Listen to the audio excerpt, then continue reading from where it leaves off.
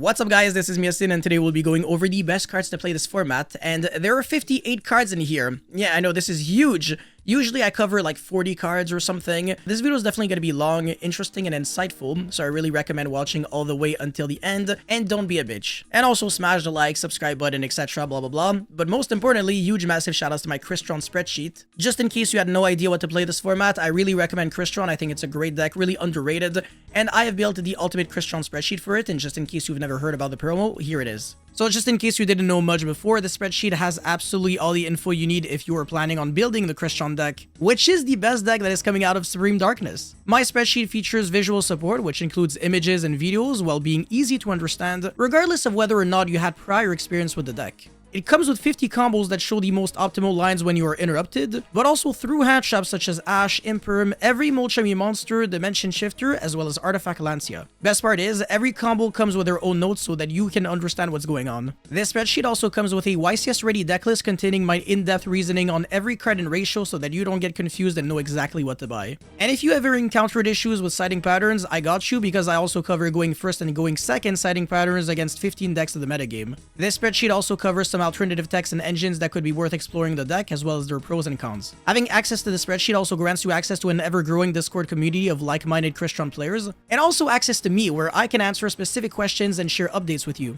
Speaking of updates, I'm even willing to add additional sections and combos to the spreadsheet if I'm asked to, and you won't have to pay again to benefit off of these updates. I'll be fully honest with you, if you're interested in Crystron, the spreadsheet will not only save you hundreds of hours of theory and practice, but also a lot of money. You won't have to make unnecessary purchases since you'll already have access to an optimal deck list, and you're not gonna have to spend your days and nights coming up with combos. Also, every time you forget about a combo, you can just go back to the spreadsheet and check it out to refresh your memory. If you're interested in the spreadsheet, all you have to do is PayPal me $20 US, and make sure to state your Gmail account in the transfer so that I know who to share the spreadsheet with. If you forgot to state your Gmail in the transfer, don't worry, just email me a proof of payment with your Gmail, and I'll share the spreadsheet with you as soon as I can. Unless I'm sleeping, I should never take too long to grant you access to the spreadsheet, so don't worry about the delay. The specs of the spreadsheet alongside all the steps to buy it are at the top of the description, so please check it out as soon as you can. Anyways, with that said, let's get on with the video. Alright, absolutely beautiful. Anyways, let's get right into it. So we got 4 sections: the must play, the solid options, the mid cards, the ones that are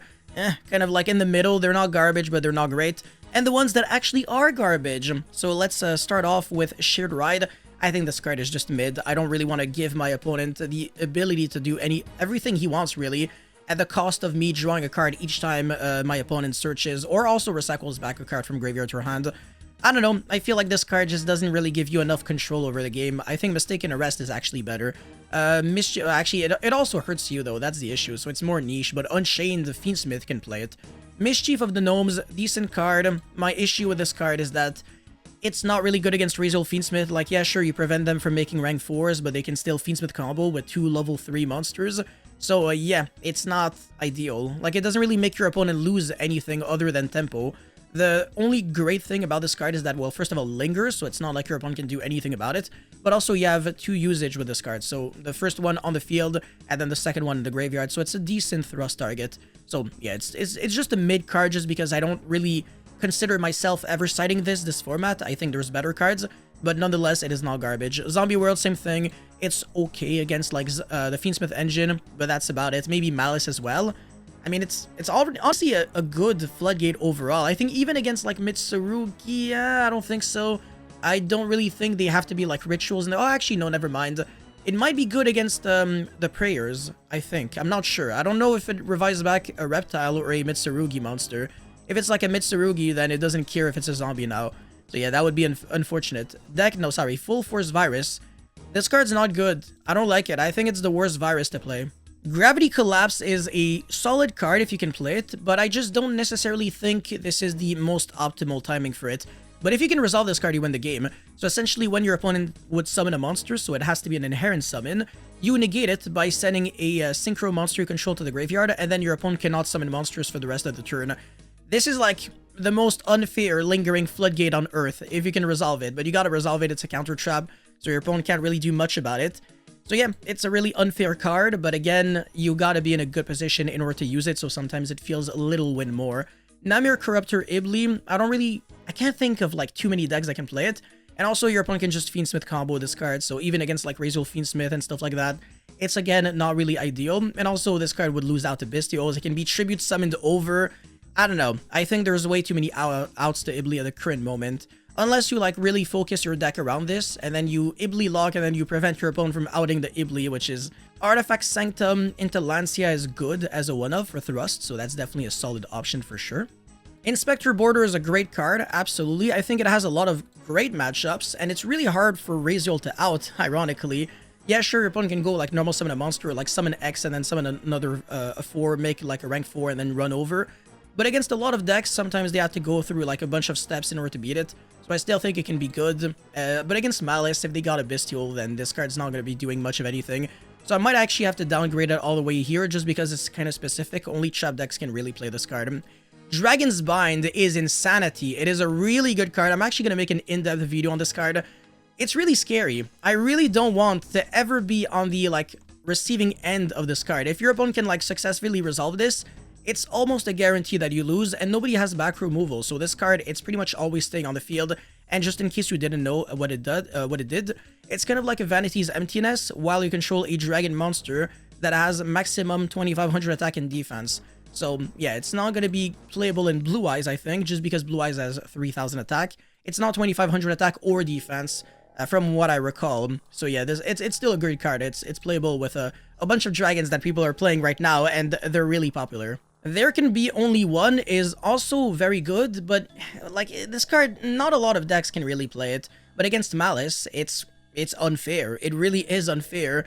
They can't really out it either. I mean, I guess if they have like a Bestial and like a Malice, and then they can make an SP. But even then, how are you getting like the Link 1 for the SP to banish? It's kind of tough because you can't really make a Link 1 Cyberse using a Cyberse. You would have to like make an El Mirage using a Hand Shop. So I think There Can Only Be One is really broken against that deck. It's just, even going second while breaking boards, this card can still be good. But they can out it with the MTPO7 if they can control a Malice Link monster that they already had in the grave that they can revive back with GWC. So yeah, I guess keep that in mind, but it's not really that much of an issue. Power Filter, this card, it's like, maybe it's good against Malice and it's really good against Hubel. That's about it. I don't really think this card is worth playing. Call by the Grave is complete insanity. This card is broken going first, and it's still decent going second. Clearly one of the best cards in the format for sure. Triple Tactic Talent. It's really interchangeable between these two. I think Call by the Grave is the better card, but it's just a one of, whereas Talent, it can be played as a 3 of. So people sometimes, they have the impression that Talent is better, but personally, I actually think that Call by the Grave is better. If Call by the Grave was a 3, it would have been a much more problematic card than Talent. Non-fusion area is actual dog shit just because nobody's really fusion summoning right now. Despia is not popular. This is Light Imprisoning Mirror, and honestly, it's not great. It's only really good against like Fiendsmith stuff and a few decks like Raziel, maybe Raziel Fiendsmith. Like, there's no dead. Honestly, you know what? It's honestly much better than I give it credit for. Maybe it's gonna have to be there. It's not a bad card at all. I definitely do like Light Imprisoning Mirror overall. Again, it shuts down effects on the field and in the graveyard, so the Fiendsmith engine is fully nullified. It really does nothing. Yeah, no Lori, no Engraver, no Lacrima, no Requiem, no Sequence, no Dies Irae, no Detonator, no Ice, no X, no Aggregator. No, hold on a second. I think Aggregator is dark. Yeah, but still, if Aggregator is dark, then that's kind of tough because then they can still summon. Yeah, actually, it is dark. Shit. Okay, yeah, you know what? Yeah, this card can be outed, but you can hold it until your opponent, you know, summons X Raziel first, dumps the Aggregator, and then you flip this, and then the X doesn't resolve because this negates. It doesn't like prevent the activation prevent the monster from activating. I think this card is still really good. Actually, I'm gonna upgrade it to solid option for sure. Macrocosmos, I mean, it's a good card, but it's very specific, so it's gonna have to be in mid, just because who can really play Macrocosmos? Like, obviously, like Malice, but are you really trying to do that? I mean, you could. Maybe it deserves to be in here, but they already have Shifter, and Shifter is all you really need, because otherwise you're gonna have, like, actual going second issues. So yeah, maybe Kashtira, Malice, that's about it. Curse Seal of the Forbidden Spell, yeah, that's only playable in, like, a few niche decks, so I don't really like it too much. Imperial Iron Wall, this card is Insanity against Malice. Like, really broken, but it's very specific. So it's only really good against, like, a few decks, and that's my issue with the card, unfortunately. Otherwise, it would have been, like, up here if it was, like, way more generic, but yeah, that's a problem. Summoning Curse is good in Mimighoul, and Mimighoul is a good deck, absolutely. And it's just a good card overall, but it's not super specific either, so I think it has to be in here. The card is not bad, it's just that I don't really see myself playing this card generically, like I said. Transmigration Brick, yeah, this card was like maybe playable in tier format, but we are not in tier format, for sure. Different Dimension Ground. This card is also a solid option. I would probably have to put it here. It's not a card that you have to play, just because it has a lot of dead matchups. Like, it obviously does really little against Malice. I mean, by really little, I mean it does literally nothing. And then against Raziel, yeah, like they can't really dump Aggregator to summon X Raziel. The Fiendsmith Engine gets nullified. It's not trash. It's just not like super amazing. It's not a card that necessarily turn skips your opponent just because you can still go Detonator. And that can be annoying. If you got a hand trap to death and then you gotta deal with like a Detonator next turn, that's really infuriating. Anyways, Deck Devastation Virus. This card is insanity, really overpowered. If you can play this in Raziel Mitsurugi, it's kind of just a guarantee that you win the game on the spot. Because you tribute like a dark monster, like you can tribute the Futsu or the Ame no Murakami, and then you destroy literally everything in your opponent's hand except for the spells and traps, just because the monsters, for the most part, they always have, what is it, like 1500 defense or less?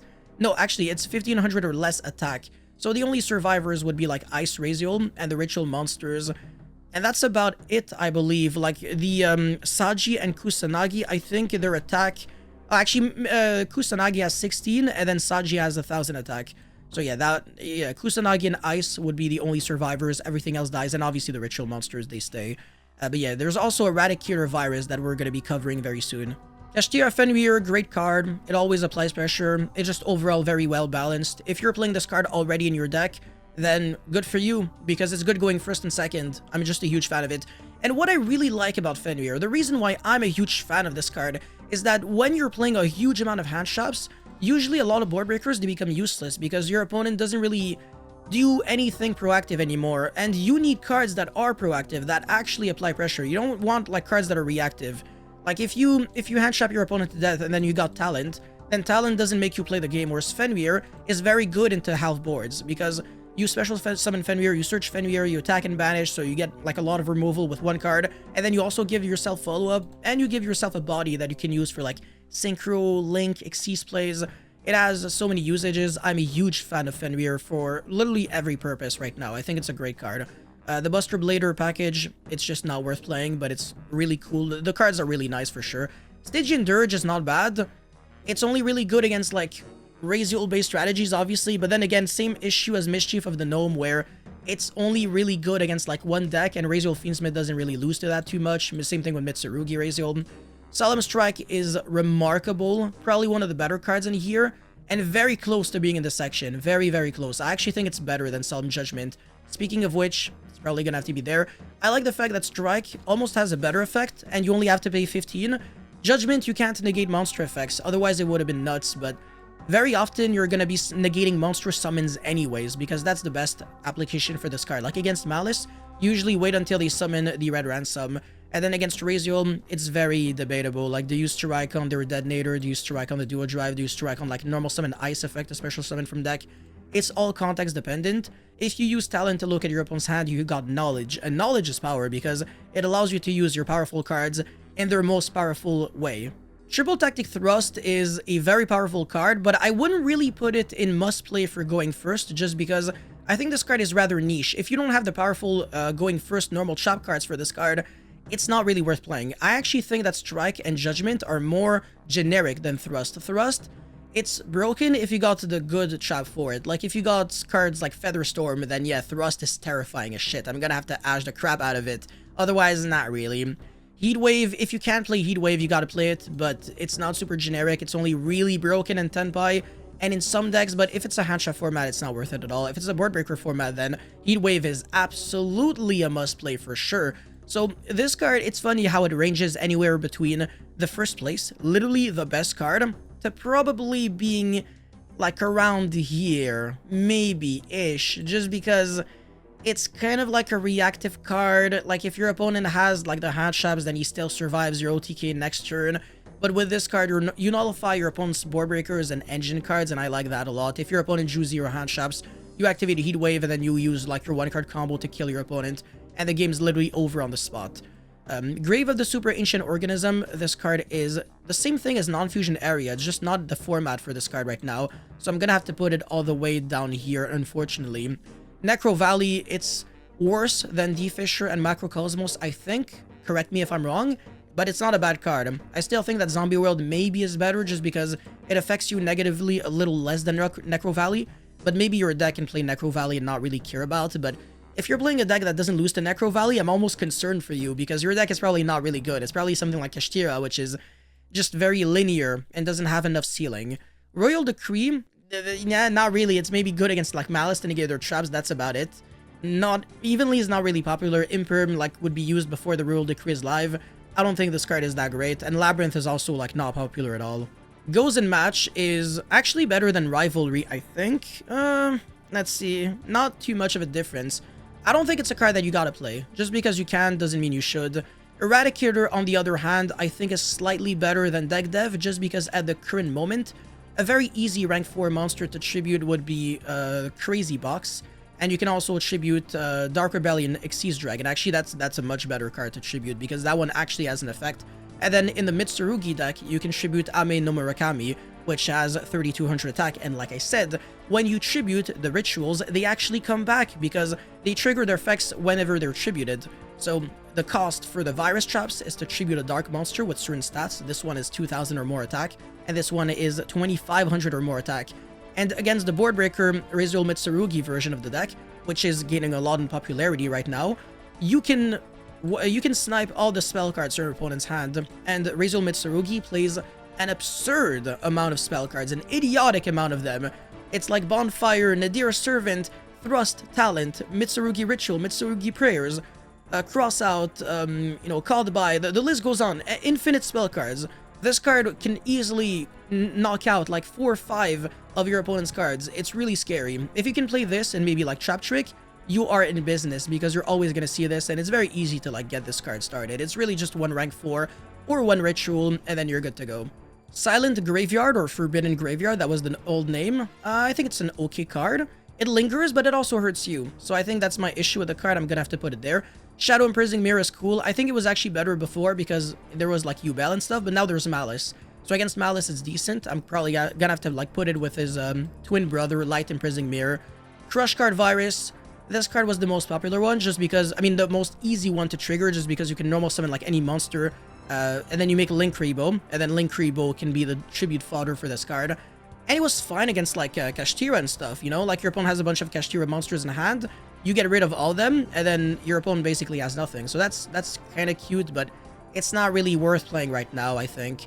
Anti-Spell Fragrance, also Insanity. This card, I think, is the best one up to play, that you don't necessarily have to play, but if you want to play it, then by all means, go for it. But this card, like I said, is also kind of like Eradicator, where it's just gonna make so many cards in your opponent's hand completely useless, and that really is good, and that really plays in your favor, but it's just a one-of, and it's an unsearchable one-of, so yeah, it's not a... Like I said, it's really hard to like compare to like these cards, because Call by the Grave is proactive. It does something for you all like right off the bat, whereas Anti-Spell is reactive. So if you break and you have Anti-Spell, it's bad, but if you break and you have Call by the Grave, it's less bad. You can start hurting your opponent a little earlier. Destructive Daruma Karma Cannon, that's always going to be a good thrust target, so obviously you're gonna have to put some respect on it. Maybe on the same level as Sanctum, which is also a thrust target for sure. Gravity Collapse, in hindsight, I'm probably gonna have to downgrade it all the way down here, even though I think it's a cool card. White Howling, that's actually a very bad card. Don't even consider it. Gravekeeper's Inscription, it's an extremely good card against a lot of decks. So this card, it can shut down like any graveyard mechanic, just like a Necro Valley. But you have to like choose one, and it lingers for like 2 turns. It's kind of like Heat Wave. Extremely terrifying card, and like I said, I hate being on like the opposite side of these kinds of cards.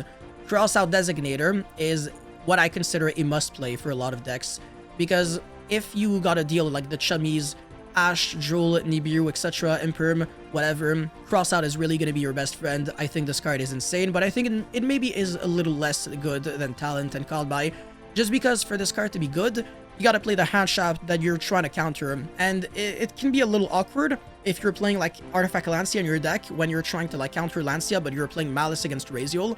So imagine if you draw like the Lancia against Raziel. Now you look like a bozo, but you have to because otherwise crossout is going to be dead for Lancia. So that's like the main issue. And also having the Molchamis going first is really stupid. Like if you're playing like, again, Malice and you got Furos and Nialis in your deck, and you draw them going first, that's like 2 less cards in your hand. It's really unfortunate, but still. You gotta play bad cards for this card to work, unfortunately. Whereas Called by the Grave, you don't. This card is always fantastic. Much better than Crossout, honestly. Terrors, I think, of the Overroot, I forgot. Not a great card. It's just a normal trap card. It's not great. Secret Village of the Spellcasters is about to be broken because of Blue Eyes. And again, Blue Eyes spreadsheet coming up real soon. Stay tuned. Mind Drain, yeah, this card's not great. I mean, it's very niche for no good reason. Trap Trick is remarkable, extremely good. If you can play this with like the Deck Dev and Eradicator, it's great. But I think this card is like less needed. So you can afford to just play 3 copies of this card with no Trap Trick and you can get away with that. But it's still a solid option, for sure. If you want to play 6 copies of them, go for it. Another cool thing that you can do is do like 2 Deck Dev, 2 Eradicator, and 2 Trap Trick, instead of doing like 3 and 3. That way you got like 4 copies of each of these trap cards, in a way. Yeah, it doesn't amount to like 8 in total, but you get what I'm saying.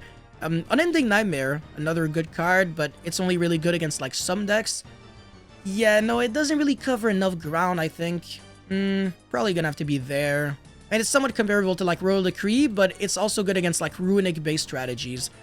Soul Drain is extremely good against Malice, so it's kind of like a little better than Imperial Iron Wall because it also covers graveyard effects. So it's good against Fiendsmith and Malice. Maybe because of that, I'm gonna have to upgrade it all the way here. So it kind of like is a combination of Light and Shadow Imprisoning Mirror to some degree. I think it's a great card. Dimensional Fissure, a little better than Macrocosmos because it's more proactive, so you can use it to like dodge Droll and Veiler. Whereas Macrocosmos, you gotta set it and then wait a turn, so you can still get Drolled and Veilered, unfortunately. So maybe the card is gonna be there, just next to like Gravekeeper's Inscription, which yet again is very similar. Scale Drain, completely unfair. This card is like very generic. It's gonna have to be like here, absolutely. You can even play this card in Raziel. It's way too generic. You can negate your own Scale Drain with X Raziel Dumping Aggregator.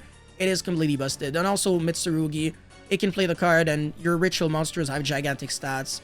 It's way too free. Rivalry, decent card, but that's about it. It's not fantastic. What the hell is King Tiger Wangu doing in here? Harvey's Featherstorm, extremely broken if you can play it. But then if you can't play it, then it's not that great. Like, if you want to play this card with Castel in your Raziel deck, I just think there's better solutions at the current moment. But maybe this card could be great to revisit in the future, generically speaking. I would probably have to put the Featherstorm down here as like a generic card. But again, if you're playing this in like an actual Windwing Beast deck, mega insane. You gotta play it. Dimensional Barrier I actually think is mid. It's not even a solid option. It's just garbage. I really don't like it. Actually, I would want to put it here just like for the laws, but realistically, it's much better than a bunch of cards here, so it's still gonna have to be at the very top of mid. That just to give you an idea of how unbiased I really am. Mass Change second into Dark Law. Same level as like Silent Graveyard and stuff like that. It's just not really worth it. Solemn Scolding, much worse than Solemn Strike and Solemn Judgment. Finally, Magic Deflector. This is not the format for this card because we don't really have too much Runic going around, and also not that many quick play spell cards realistically. Raziel Mitsurugi, yeah, sure, there is the Mitsurugi Prayers, but then there's a bunch of normal spell cards which Magic Deflector does not negate. But yeah, that's it for this video, guys. Thank you so much for watching. Don't forget to like and subscribe, and let me know how you feel about this beautiful tier list in the comment section below, and I'll see you guys very soon. Peace.